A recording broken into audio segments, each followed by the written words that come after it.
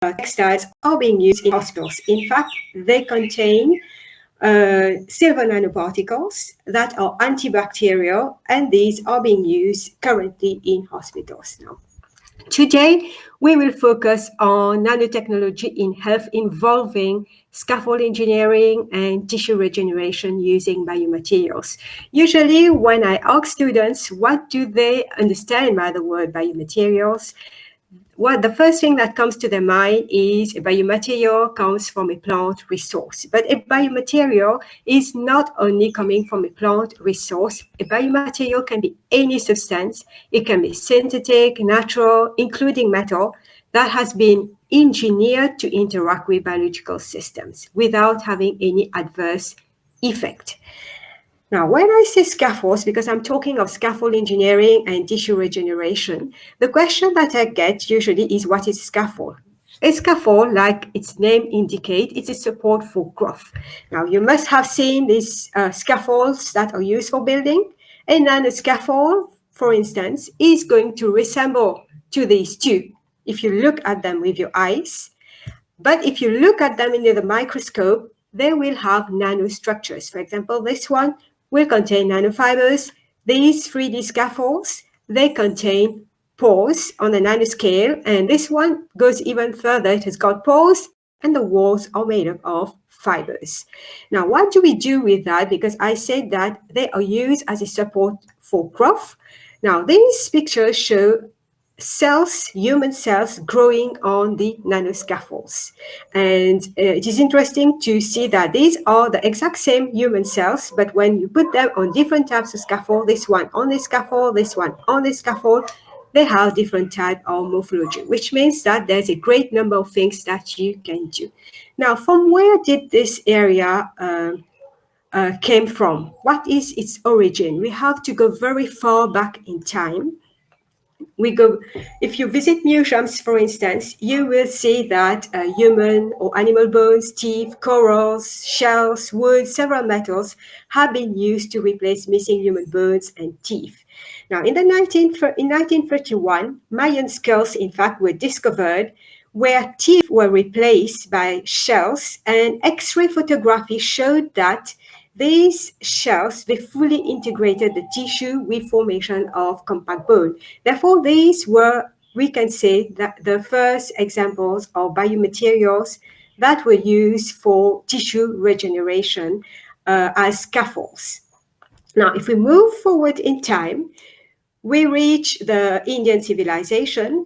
In the first surgical textbook, the oldest surgical textbook, the surgical techniques for skin reconstruction was described. Now, if I can say, the surgeon at the time, they were repairing clip nose by using a leaf, patterning the clip part of the nose and placing it on the cheek, removing a patch of that living flesh and placing it on the clip nose, allowing the tissue to regrow. Therefore, these were the first examples that we can safely say of tissue regeneration using scaffolding, using biomaterials. Now, let's go forward in time. Now, in our era, we are faced with a number of problems where we require tissue reconstruction. And one such problem that we are looking at is the diabetic foot ulcer, where we require soft tissue reconstruction. Now, throughout the world, it's estimated that every 30 seconds, one leg is being amputated. And it has been shown, studies have shown that following an amputation, up to 50% of people with diabetes may die because of complications, mainly resulting from infection, that is sepsis. Now, if we look at the trend of diabetic patients, it is predicted that by 2040, we'll be dealing with 600 million patients.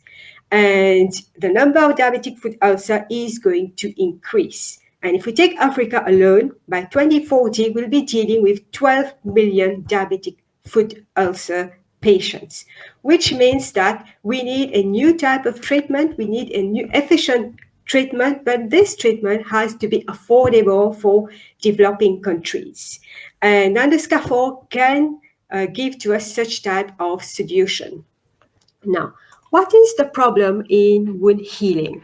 Now, we need to understand the healing process, the skin wound, And then we try to see how we can intervene on that. Now, the wound healing process, it occurs for 4 phases.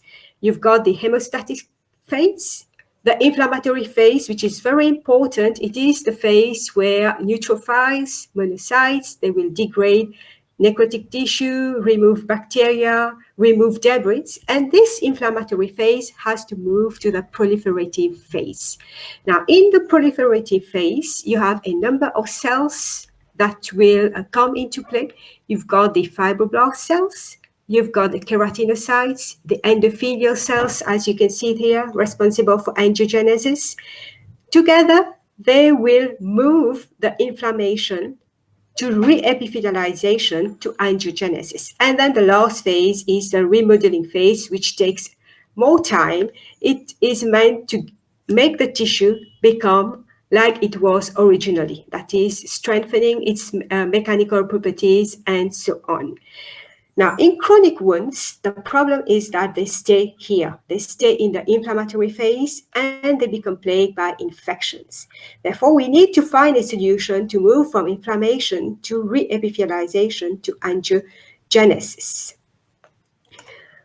Now, let's look at that inflammatory phase in details. Now, as I said, it is a natural part of the wound healing process where we are removing bacteria, damaged cells, etc. But the problem will lie if this phase becomes prolonged. And studies in the 70s, 90s showed that if macrophages are depleted, we remove them in the early inflammatory phase, it will result into impaired wound closure and impaired granulation tissue formation, which means that they have an important role to play.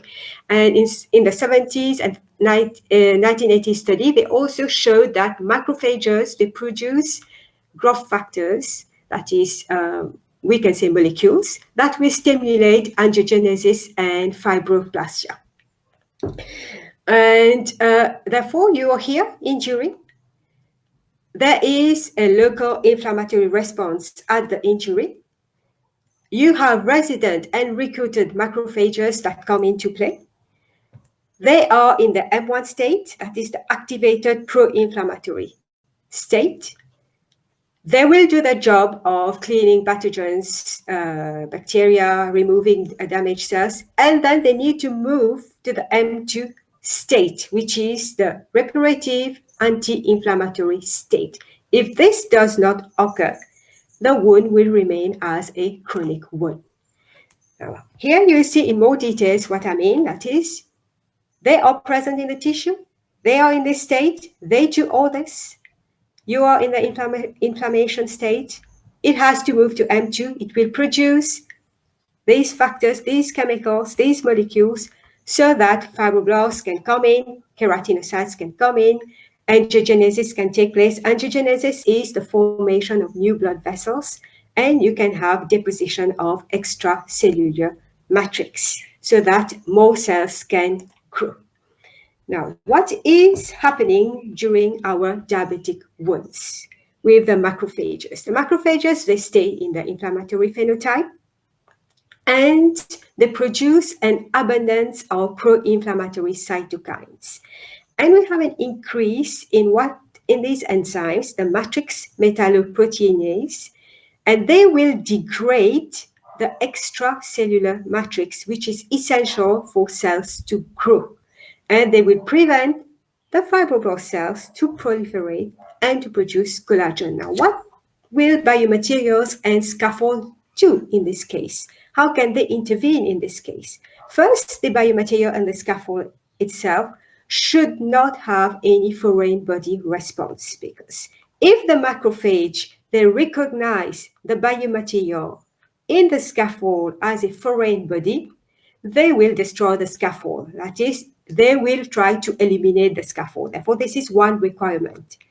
Then the biomaterial, it will acquire a number of proteins on its surface, which we call the provisional matrix formation. And this provisional matrix formation is very important to allow cells to grow.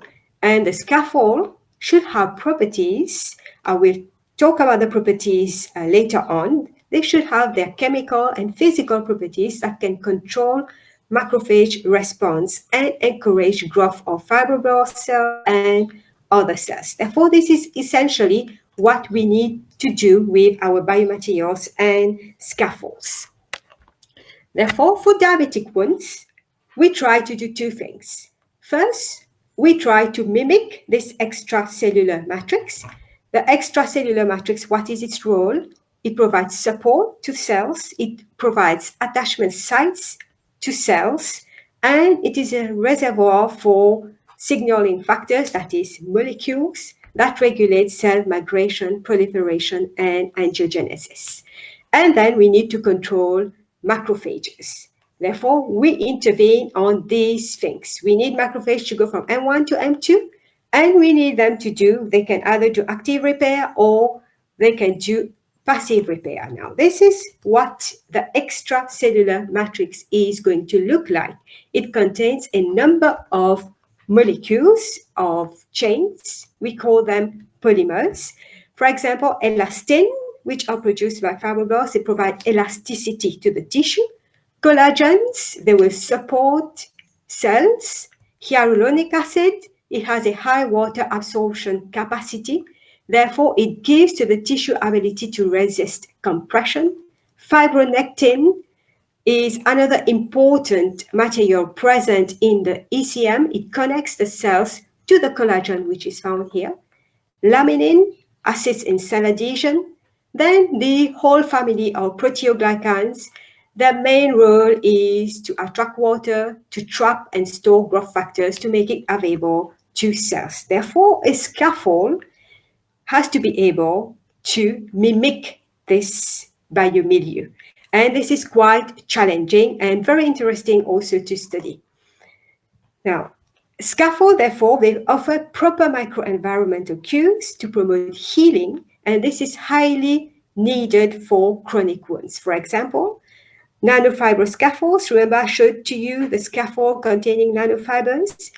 It has been shown that if they are aligned or crossed, they promote the switch from M1 to M2 in the macrophage phenotype and help resolve wound inflammation. Now, once you have the scaffold, you have to put yourself in the place of the cells and think of what will the cells look for to feel at home on that scaffold. First, it has to be biocompatible. If it is biocompatible, the cells will adhere to it, migrate, proliferate, and then you need porosity in that scaffold. Because remember, the cells and the tissue, they are not 2D structures, they are 3D. Therefore, they have to go inside the scaffold, produce new matrix and new tissue. And now when this new tissue is being formed, an important aspect of the type of scaffolds we are dealing with is biodegradability. That is, the scaffold should biodegrade in vivo, leaving space for the new tissue that is being formed. We do not remove the scaffold once the tissue is being formed. The scaffold has to biodegrade by itself. And a very important aspect which many people are looking at is the mechanical properties, because the cells themselves, they have mechanosensing properties. That is, when they move on a surface by pushing on that surface, and there's a response that comes to them from that surface.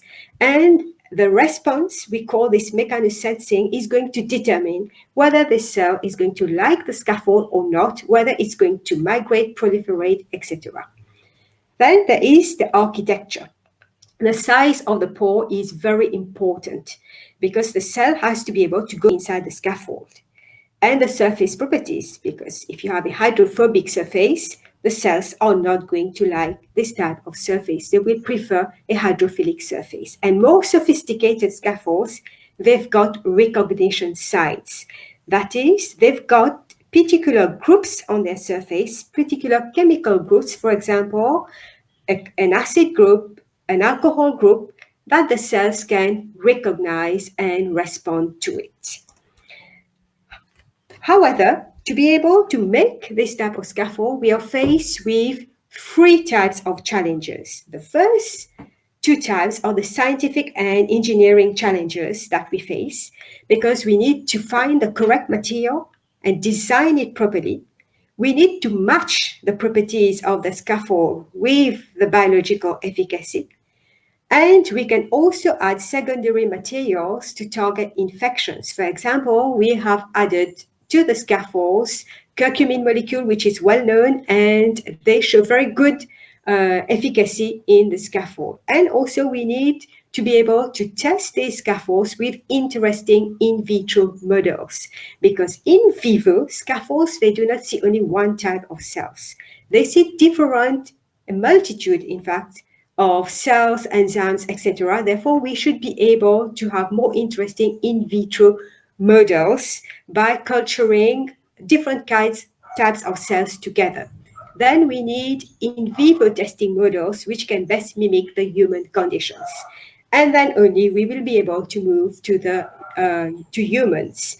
And in diabetic foot ulcer, it is very important to have in vivo models where you can differentiate healing by contraction versus healing by epithelialization.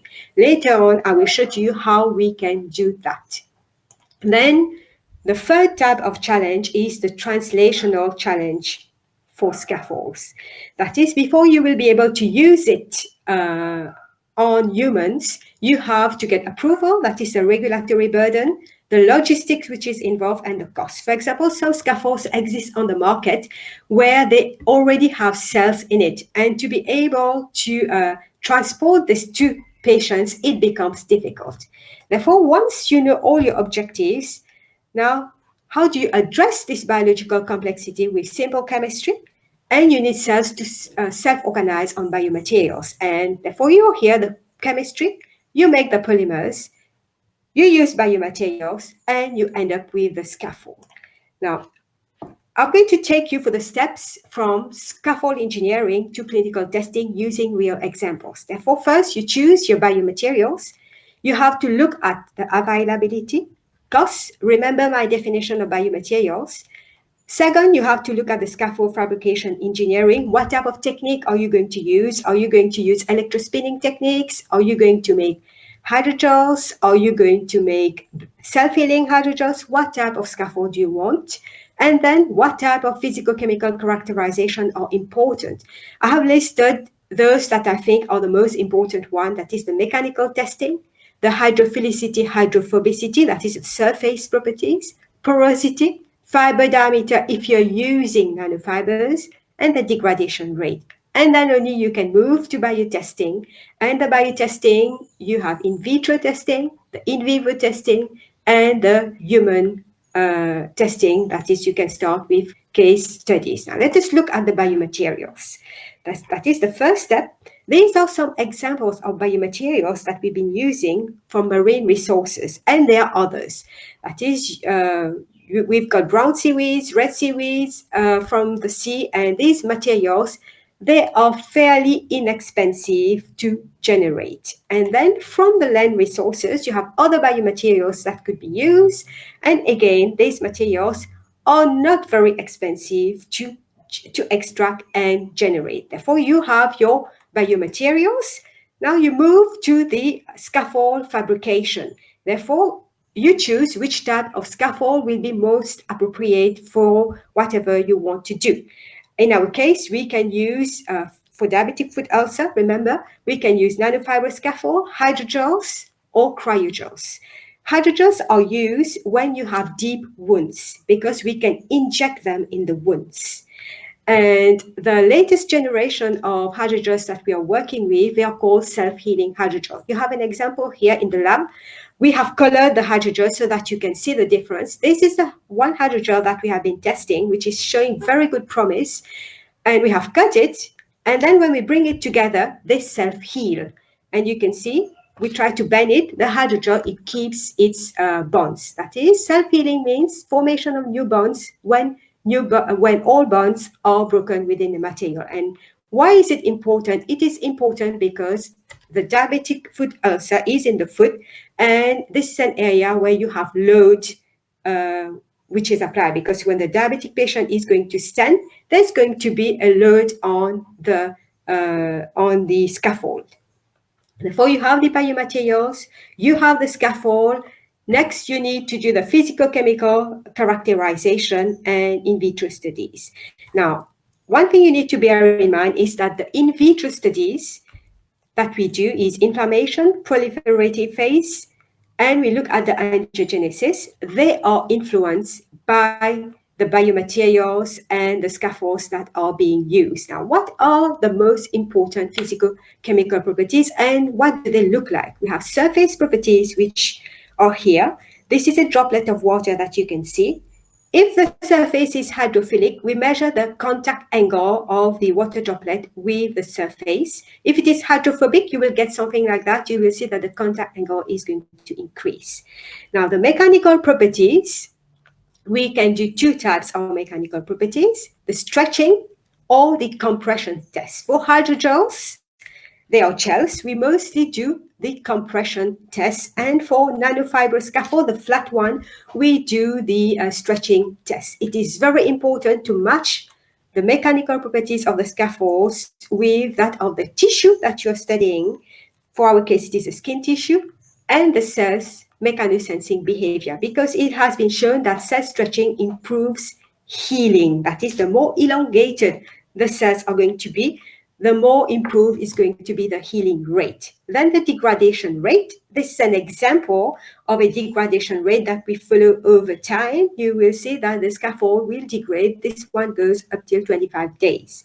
And then we measure the porosity. It is important also for good blood supply and for migration of rapidly growing cells. The cells that we are dealing with, fibroblasts, they are rapidly growing cells. Therefore, you've got biomaterials, scaffolds, physical chemical properties. Now you can go into the in vitro testing. Now, in the in vitro testing, the slides is not coming up. In the in vitro testing, see, we just got some technical problems with the slide. In the in vitro testing, we look at macrophages. Now it's coming. This is an example of what we do for the inflammation. You have macrophages here that are grown on different types of scaffolds. Remember, I told you that the macrophage should not recognize the scaffold itself as a foreign body, otherwise going to destroy the scaffold. Now here, the macrophage, they remain in their unactivated state, round shape, but here on this scaffold, on this particular scaffold, we can see that the macrophages, they become activated in the M1 state with cytoplasmic extension. And in fact, they started degrading the scaffold. Therefore, this is one in vitro testing that we do. Then the second one that we do, we take the fibroblast on its own. Remember at the beginning, I said we need interesting models. First, we look at the cells individually, and then you will see we put them in co-culture. Now, the fibroblasts, here you can see beautiful pictures of the fibroblasts producing extracellular matrix. The net that you see here, this is the extracellular matrix being produced in abundance by the fibroblasts on nanofibrous mats, which means that this will encourage other cells to grow. And the next thing that we do, we need more interesting models. We put the macrophages and the fibroblasts together. Now, an interesting thing is that the biomaterial that we are looking at here is cellulose. Here, there is no cellulose. Here, you are in non-diabetic condition. Here, you are in diabetic condition. In diabetic condition without cellulose, you can see that the macrophages, they tend to fuse together, and this fusion shows to you that the material is not very biocompatible. With cellulose in it, there is no macrophage fusion, which means that now you're dealing with a biocompatible material. Then we do the same thing with the other cells. Remember, I showed you fibroblasts producing a large amount of ECM, and this ECM is very important for keratinocytes to grow. Keratinocytes on their own, they look like this. You put them with fibroblasts, this is what happens. It enhances its growth rate. Endothelial cells responsible for the formation of blood vessels. Endothelial cells on hydrogel, look at its growth rate. It has accelerated its growth rate, and you can see they form a tubular structure. And very interestingly, you will see that on the nanoscaffold mats, they form also the tubular structure when only they are in the presence of fibroblasts. Without fibroblasts, they are like this. Nothing is formed, but with co-culture and with cellulose here as our material, this is what we get. And if you look at the table here, you will see that cellulose is making a difference in the diameter of the tubes that are being formed. Once we are done with in vitro studies, we move on to the in vivo studies. We have done first the in vivo biocompatibility test. We use Wistar rats as models, and we do 3 layers of scaffold so that we can look at the penetration of the scaffold inside of the cells in the scaffolds. This is the middle layer. You can see that there's tissue formation inside it, and cellulose is playing a role in that also. Then we move to the wound healing in vivo model. Remember, I said that you need to choose carefully your model. And in fact, we made use of wound splint to prevent contraction in our wound model. Now, rats, they heal by contraction, whereas humans, they heal by re-epithelialization. And we did not want the contraction phenomena to interfere with our in vivo wound healing models. And usually this is done using a full thickness wound from 6 millimeter to 2 centimeter in diameter. And the most common models that are used are Wistar rats or mice models. And we usually compare using not only negative control, no scaffold present, but also positive control, usually a commercial product. And we look at the difference in the results. Now, I'm going to show to you these results are results that we obtained 2 weeks ago. And you will see that these 2 scaffold B and C are very promising because we have a wound closure. Now, you will see around it, there is something that looks a bit brownish. This is the wound splint, which is placed on, you can see the sutures, it is placed around the wound to prevent wound contraction. Then we are sure that we can follow this wound healing via re-epithelialization of the wound. Therefore, to conclude, the biomaterials and biomolecules together can remediate to drawbacks and enhance wound healing for diabetic wounds. And if we tailor the physicochemical properties, we can match the multicellular interaction. And we also need affordable scaffolds. We need affordable therapy for people. And we are aiming affordable scaffolds for developing countries.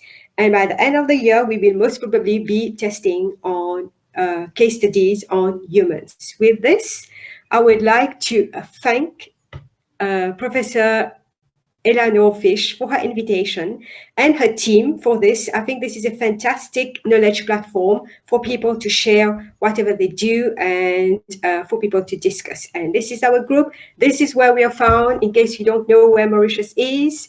And thank you for your attention, and I'll be happy to take questions.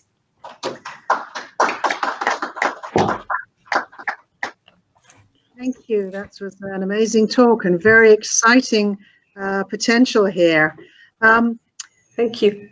I have a number of questions here that I wanted to for you to ask over the next couple of minutes, and I'm just trying to slide up here so I can see the questions. Just bear with me. So you mentioned that you were going to be incorporating curcumin and other presumably anti-infectives. So can you tell us, what does curcumin do and what other anti-infectives you're thinking about including, please? Okay, the curcumin one in vivo, we have seen that depending on the concentration that we are using, of course, it increases the number of blood vessels that are formed around the scaffolds. And also it decreases the fibrotic capsules, because as soon as you put the scaffolds inside the rat, you do have formation of a fibrotic capsule, but curcumin decreases the diameter, if I can say, of that fibrotic capsule. It is showing very good results, in fact, at the concentration that we're using. Just for curcumin, just maybe you can tell everyone what curcumin is. And where it's used for? Okay, curcumin is extracted from curcuma, the plant from curcuma, but the curcumin that you is the active molecule. That is, if you buy it in the shop and so on, it does not contain only the active ingredient, which is curcumin. It contains only 60% of the active ingredient. Now, if you want to extract curcumin, the active ingredient, it's very expensive. Now, the thing that we are doing is that we want to use the inexpensive one because we know how much of the active molecule is present in there, just to decrease the cost of the scaffold, because then it's pointless if we also use the 100% pure one, the active molecule. It's going to increase the cost of the scaffold, because our aim is really to get a solution that developing countries will be able to use. And then there was your question of what are the things that we could use. We are using nanosilica molecules, but we are not buying them. We are making them, and you'll be surprised. You know, sugarcane plants, when you extract the sugar, you are left with bagasse. When you burn the bagasse, you produce electricity. Now, the ash which is left, you can extract nanosilica from it because it has a high content of silica. And we are adding nanosilica to it, and it's also improving the efficacy of the scaffold. And for these are some of the amazing things that the postdocs, the PhDs are doing in the lab. Do you include any anti-infectives? Like any, Sorry? do you include any antivirals, any antibacterial? Not yet. Not yet. Antibacterial, we have used silver nanoparticles, but recently we have found a new way of getting these silver nanoparticles, because the classical way of nanoparticles, if there are people listening, they know that it's difficult to make because they tend to agglomerate with each other. And we just found a new way of making it without going through the long process. And therefore, silver nanoparticles is something else. But we also tried, to be honest with you, we tried many other bioactive molecules, like we have extracted collagen from a source. I can't reveal it right now, but from a very interesting source, which is considered as a waste material. And we have already done the in vivo testing for wound healing, and it is showing very good results. Okay, so next, I'm going to summarize the next few questions. So in your rat and mouse models, presumably you use rat and mouse cells? Or you plan to use rat and mouse?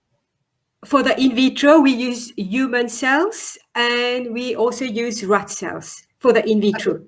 And in vivo, you propose using rat and mouse cells? We use rats. Scaffolds. Yeah. You mentioned in vivo models you were using rat and mouse. We use rats. We store rats as models. This is our model. And will you? The plan is to move into presumably non-human primates when everything is up and running? I think we will do some case studies, because scaffolds, they are not considered as having high regulatory burden. And these materials, they are materials. If you look around you, carrageenans, for example, we are already eating them in yogurt. We are already eating them. Therefore, in terms of regulatory burden, it's not going to be very high, which means that we are planning case studies on humans. Okay, and then the last question, the remaining time is, could we use these nanoscaffolds in surgery on internal organs? Yes, I have a student who is looking at cancer regenerative medicine using scaffolds. That is, after removal of the tumor, you want the good tissue to grow and you don't want the cancer cells to come back. So he's loading drugs in the scaffold, putting it at the site where the cancer has been removed. Therefore, you can use it internal also for other things. Well, that's amazing. Thank you very much. It's a pleasure to see you again. I know we met some time ago in Kenya. And Nairobi. You've been able to participate. So thank you once again. Thank you.